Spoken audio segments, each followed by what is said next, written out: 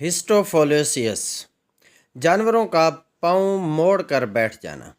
ایسے کیسز میں نے بہت دیکھے ہیں، یہ اگست کے مہینے میں بہت دیکھنے کو ملتا ہے۔ ایچ سومنی نامی بیکٹیریا کی وجہ سے ایسا ہوتا ہے، جو ایک گرام نیگیٹو بیکٹیریا ہے۔ یہ جانور کے خون میں ٹاکسن چھوڑتا ہے، جانور بیٹھ جاتا ہے۔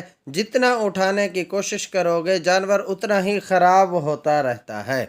اس بیکٹیریا کے خلاف صرف اور صرف فلورفینیکول سالٹ اثر کرتا ہے، مگر بدقسمتی سے یہ سالٹ بیماری کے ابتدائی وقت میں کام کرتا ہے، بعد میں فلورفینیکول بھی کام نہیں کرتا۔ میں ضلع جھنگ میں ایک ڈیری فارم پہ تھا، اچانک یہاں یہی بیماری شروع ہو گئی اور روزانہ ایک ایک جانور بیٹھ جانے لگے اور مرنے لگے۔ جانور کا بخار کم نہیں ہوتا، نوواکاک، ایمیزول، بیوٹالیکس اور نہ جانے کیا کیا ادویات لگاتے مگر جانور مرتے رہے۔ میں بہت تنگ آیا، سمجھ میں ہی نہیں آ رہا تھا کہ کیا کروں۔ پھر کب سارے ڈاکٹروں سے مشورے کے بعد پتہ چلا کہ یہ تو ہسٹوفولوسیس نامی بیماری ہے۔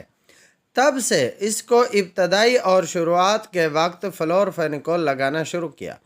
اس کے لیے ہم نے روزانہ صبح شام جانور کا ٹمپریچر لینا شروع کیا۔ جس جانور کا ٹمپریچر 104 سے اوپر ہوتا اس کو ہم نیفلور 25 ml اور ساتھ میں لاکزین لگاتے۔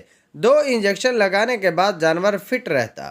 یہی طریقہ ایک ہفتہ کرتے رہے۔ یہ ایک تھکا دینے والا طریقہ تھا، مگر ہم نے ستمبر تک اپنے جانور بچائے تھے۔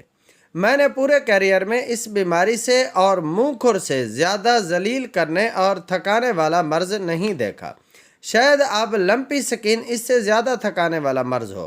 میرا ذاتی اندازہ یہ ہے کہ لمپی وبا میں ہسٹوفولوسیس مل کر ہی زیادہ اموات کا ذمہ دار ہے۔